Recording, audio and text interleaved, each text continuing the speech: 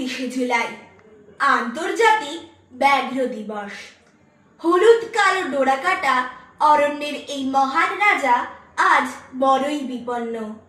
তাই আজ আমার নিবেদন কবি অপূর্ব দত্তের লেখা কবিতা বাঘ বন্ধু। যেই এঁকেছি বাঘের ছবি, বাঘ বলল, শোনো, তেপান্তরের মাঠ পেরিয়ে গিয়েছো কখনো? শুনেই আমার বুকের ভেতর উথাল পাথাল ঢেউ। আমি বললাম, যাইনি, তবে বলবে না কাউকেও। বাঘ বলল, পাগল বলি আমায় পিঠে নিয়ে, লেজ নাড়িয়ে উড়ে চলল মেঘের ভেতর দিয়ে। মেঘ ছাড়িয়ে আকাশ এবং তারপরে সেই মাঠ, মাঠের শেষে ক্ষীরের নদী, শান বাঁধানো ঘাট। বাঘ বলল, ওই ওখানে মায়া কমল গাছে রাক্ষস এবং রাক্ষসীরা মুখ লুকিয়ে আছে। আমার তখন বুকের ভেতর মেঘ গুড় গুড় গুড়। বাঘ বলল, চিনতে পারো? এই তো অচিনপুর, এখানেই তো রাজকন্যা দুধকুমারীর বাড়ি। দেখতে যাবে? যেতেই হবে, নইলে কিন্তু আড়ি।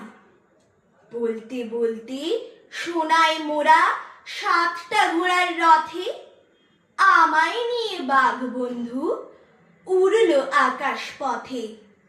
হঠাৎ আমায় চমকে দিয়ে আকাশ কালো করে দুধ দাঁড়িয়ে বৃষ্টি এলো, ঝড় উঠল জোরে। বুকের মধ্যে জাপটে ধরে আকার খাতাখানা। আমি বললাম, বৃষ্টি, আমায় ভিজিও না ভাই, না না। আচমকা এক শব্দ হতে শিউরে উঠে শুনি মা বলেছে, ফের ভিজছ, গা মোছো এক্ষুনি। মোচড় দিয়ে কান্না পেল, আকার খাতা ছুঁয়ে বাঘ বন্ধু হারিয়ে গেছে বৃষ্টি জলে ধুয়ে। ধন্যবাদ। আজ 29শে জুলাই আন্তর্জাতিক ব্যাঘ্র দিবস। হলুদ কালো ডোরাকাটা অরণ্যের এই মহান রাজা আজ বড়ই বিপন্ন। তাই আজ আমার নিবেদন কবি অপূর্ব দত্তের লেখা কবিতা বাঘ বন্ধু।